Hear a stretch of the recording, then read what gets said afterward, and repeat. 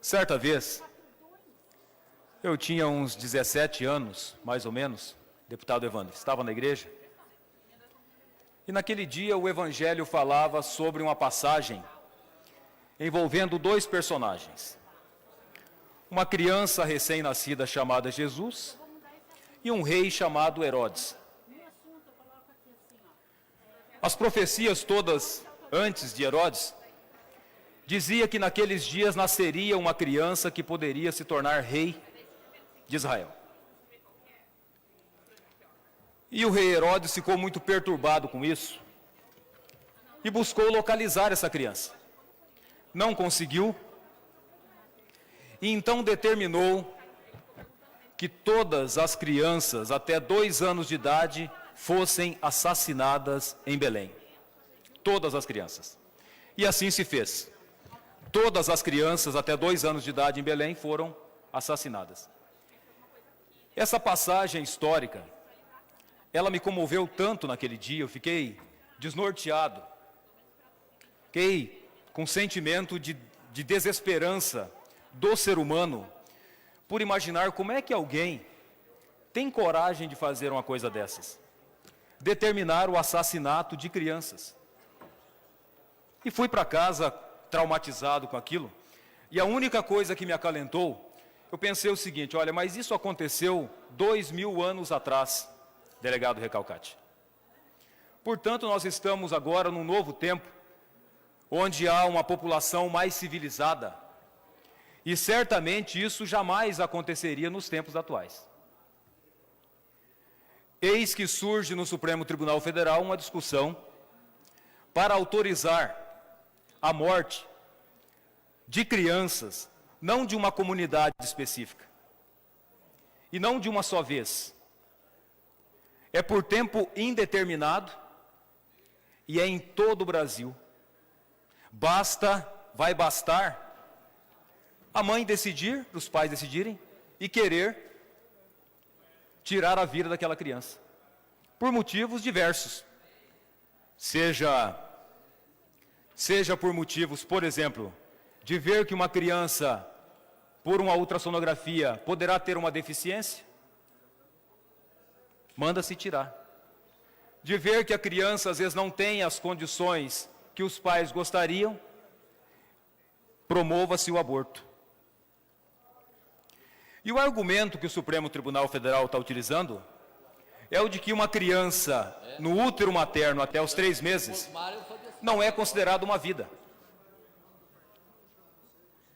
Então, o próprio Supremo Tribunal Federal, em 2008, disse, nas palavras do ministro Aires Brito, que a vida inicia-se na concepção, quando o espermatozoide fecunda o óvulo no útero da mulher. Então, não se pode falar, do ponto de vista jurídico, em não existir vida. Uma parte, deputado, se possível. Em seguida, deputada. Mas como eu iniciei essa minha fala narrando essa passagem de Herodes, certamente dirão: ora, ele fez mais uma vez como todos fazem quando querem defender a vida. Ele está se apegando num discurso religioso. É um discurso de viés religioso. E nós vivemos num Estado laico. Não se pode discutir fé para legitimar qualquer defesa de uma ação que não seja laica. Pois então vamos à Constituição do Brasil. Pois então buscarei fazer um discurso que se distancie só da questão religiosa e que se paute estritamente na questão técnica e jurídica. Mas não podemos negar, doutor Batista, que a Constituição do Brasil, que é a maior lei que nós temos, no preâmbulo, nas primeiras linhas da Constituição brasileira, diz o seguinte: nós, representantes do povo, reunidos numa Constituição, para organizar a Constituição e sob a proteção de Deus. Portanto, isso indica que o povo brasileiro é uma nação que está, assim, submissa às leis de Deus. É um povo de fé. E essa fé tem, sim, que ser respeitada. E qual é o entendimento de Deus diante de uma situação em que se promove o aborto. Evidentemente que isso é abominável para qualquer pessoa que se diga cristão. Mas vamos às questões, então, jurídicas. A Constituição, no seu artigo 5º, ela diz que o direito à vida é inviolável. E como dissemos, a vida começa na concepção. Isso é o que está na Constituição, no seu artigo 5º, direitos e garantias individuais, e que é uma cláusula pétrea. Mas vamos ao Código Penal, no seu artigo 121, no 124, 125 até o 128, que fala sobre quais são as hipóteses em que o aborto poderia acontecer. Em que é proibido o homicídio e é proibido o aborto, exceto nos casos em que houver casos de estupro, em que houver risco à integridade física da mãe e que for a criança anencéfala. Essas são as condições, nenhuma mais. Mas então, nos perguntamos, por que é que o Supremo Tribunal Federal está querendo legislar sobre esse tema? Legislar, porque isso não é decisão do Supremo Tribunal Federal. O STF não tem competência, não tem responsabilidade para decidir esse tipo de questão. Por que é que o STF está tão preocupado com isso? Está usurpando a função do Poder Legislativo, do Congresso Nacional. Por ações, Pedro, exclusivamente bem articuladas, promovidas por organizações não governamentais que promovem o aborto no mundo. Porque a única maneira deles conseguirem aprovar o aborto no Brasil é por meio do Supremo Tribunal Federal. Porque no Congresso Nacional jamais conseguiriam. Jamais conseguiriam. Porque os deputados jamais aprovariam esse tipo de matéria. Então começam a dialogar com os ministros do STF, para que decidam o que não tem competência para decidir.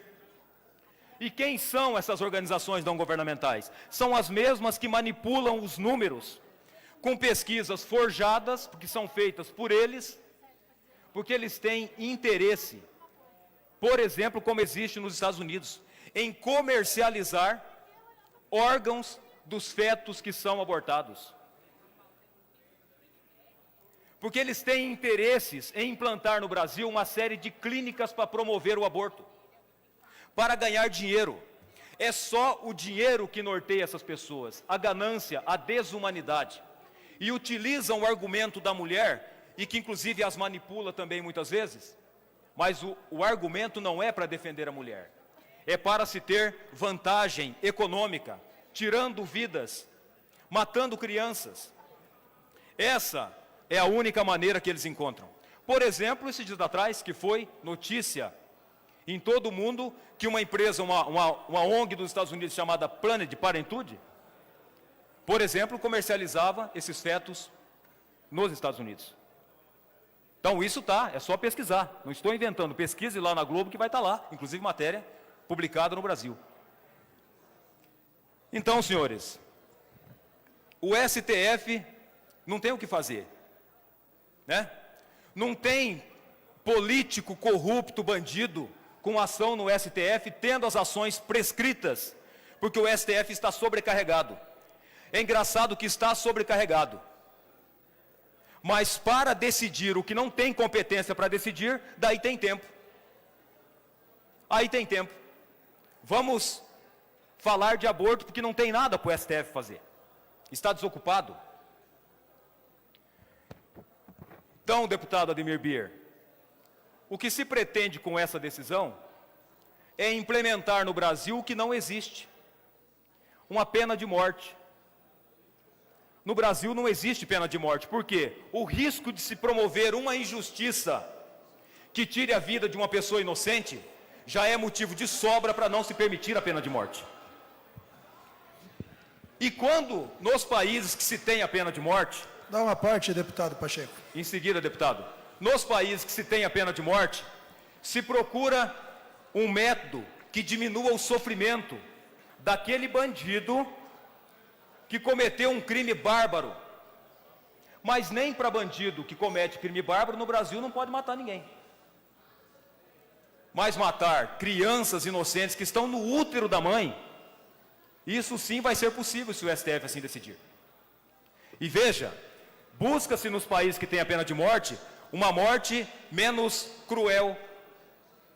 Aqui no Brasil, a pena de morte dessas crianças será cruel. Porque como é que se promove o aborto? Não se toma um líquido e aquela criança desaparece. A criança que está completamente formada, que tem cérebro, que tem pulmão, que tem coração, e se for menina, já tem inclusive o útero. A pena de morte será com pena cruel. Como é que se promove o aborto? Insere-se uma peça de ferro na mulher e retira-se a criança, a força, chama-se pelo método de sucção. Ou então pelo método do esquartejamento. Qual que é o método do esquartejamento? Corta-se todas as partes da criança e retira-se os pedaços. É assim que se promove o aborto. É dessa maneira. Não é um vento que desaparece. Não tem a morte de uma criança ali. E os médicos serão obrigados a fazer.